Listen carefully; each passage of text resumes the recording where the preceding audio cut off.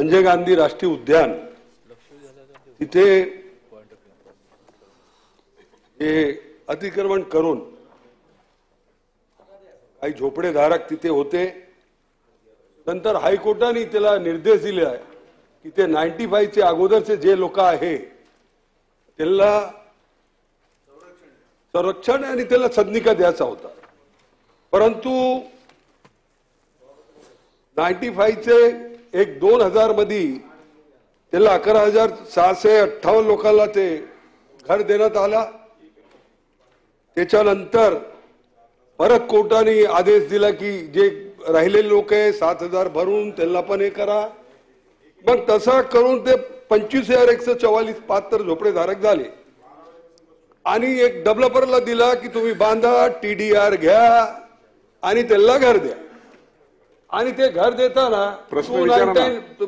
एक मिनिट जरा डेव्हलप करतो साहेब, 299 लोकांना ते घर दिलेच नाही आणि उर्वरित सदनिका अद्याप मिळणारच नाही।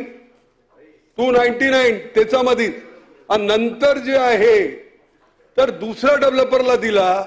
आणि मी एक मंत्री महोदयाला एक प्रश्न विचारतो की ते डेव्हलपरला टीडीआर दिला, नंतर दुसरे डेव्हलपरला दिला, ते डीबी रियालिटी म्हणून आले, ते लोकांनी काय काम केलं काय माहित नाही। चांदेवलीला द्यायचा होता परंतु चॅनलचा काय प्रॉब्लेम झाला, 10 वर्ष 15 वर्ष।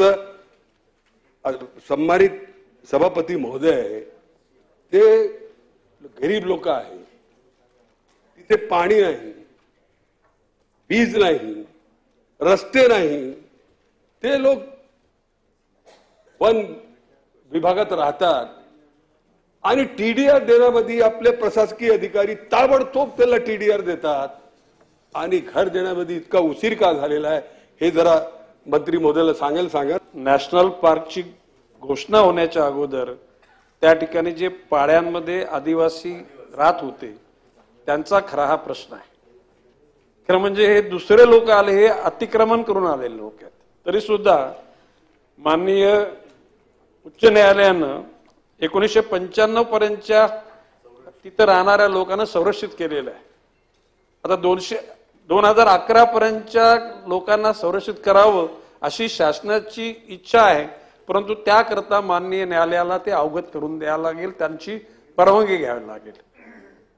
सन्माननीय सदस्यांनी सांगितल्याप्रमाणे पहिल्या टप्प्यामध्ये 11,758 पैकी 11,359 लोकांना घरं दिली, त्याच्यापैकी 299 शिल्लक आहेत।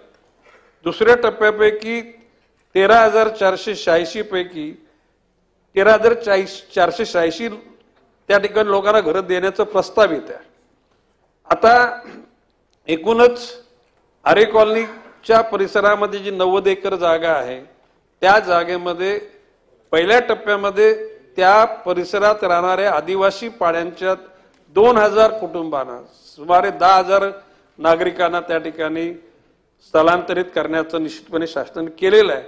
परंतु त्याच्याकरता सुद्धा इको सेन्सिटिव्ह झोनच्या अनुषंगाने तिथे बंदी आहे आणि म्हणून मुंबई महानगरपालिकेकडून झोनल मास्टर प्लॅन अंतिम झाल्यानंतर त्याच्यावर कारवाई करण्याचं निश्चित ठरवलेलं आहे। सचिन आहे या ठिकाणी कोणालाही जे माननीय उच्च न्यायालयाने सांगितल्याप्रमाणे कोणालाही वंचित ठेवण्याची राज्य शासनाची इच्छा नाही, परंतु त्या ठिकाणी भिंत बांधल्यानंतर सुद्धा भिंतीच्या आतमध्ये काही लोक राहायला गेले आणि त्याच्यामुळे एकूण मगाशी जसं फेरीवाल्यांचा प्रश्न निघाला, फेरीवाल्यांना संरक्षित केले त्याच्यापेक्षा 4 पटीने फेरीवाले वाढले, तशाच प्रकारे ज्यांची निश्चिती केली त्याच्यापेक्षा लोक वाढली। ती जवळजवळ म्हणजे कुटुंब 2000 आदिवासी कुटुंब आहेत आणि राहिलेली साधारणपणे 45 पाड्यातली लोक आहेत।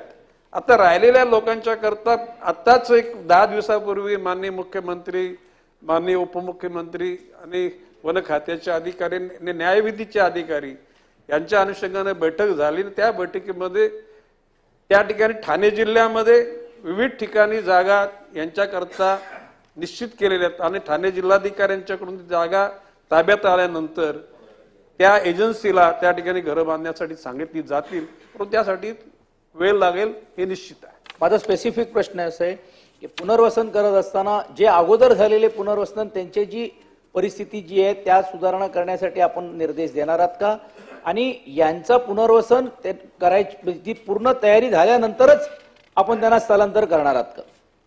मंत्री महोदय, माननीय सदस्यांनी सांगितल्याप्रमाणे पहिला टप्पा झाला, त्या ठिकाणी काही लोकांची अडचण झाली, काही ठिकाणी निकृष्ट दर्जाचं बांधकाम पण झालेलं आहे, निश्चितपणे त्याची नोंद घेतली जाईल.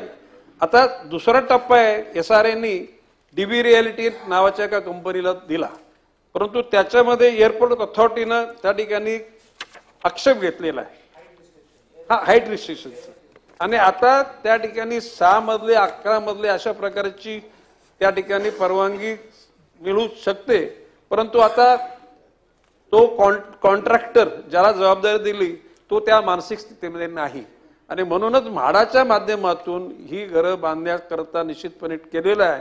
आणि त्याच्याकरता म्हाडाच्याकडे उपलब्ध असलेली मुंबईतली जागा, त्याच्या व्यतिरिक्त ठाणे जिल्ह्यातल्या जागा याच्या अनुषंगानं राहिलेल्या उर्वरित लोकांना त्या ठिकाणी घरं देण्याचा शासन निश्चितपणे प्रयत्न करा. स्थलांतर आपण जर करत असाल त्यांचं ते कुठे करणार आहात हा एक प्रश्न. नंबर 2चा प्रश्न असा, किती कालावधीत ते होईल, आणि TDR घोटाळ्यामध्ये हे जे काय अधिकारी कोण आहेत त्यांच्या बाबतीमध्ये चौकशी करून त्याची माहिती किंवा त्यांच्यावरती कारवाई करणार.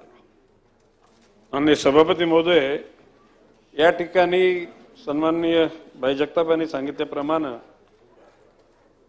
शासन आपल्या शब्दापासून दूर जात नाही. 7,000 रुपये भरले लोकांनी, आणि मगाशी मी म्हटल्याप्रमाणे की त्या ठिकाणी हाईट रिस्ट्रिक्शन आल्यामुळे दुसरा टप्पा थांबला. या ठिकाणी TDRचा काय घोटाळा झाला असेल तर त्याची निश्चितपणे चौकशी केली जाईल, आणि त्या ठिकाणी जे जबाबदारी असतील त्याच्यावर कारवाई पण केली जाईल, हे मी माननीय सभापतीमध्ये आपल्या साक्षीनं माननीय सदस्यांना त्या ठिकाणी आश्वासित करतो.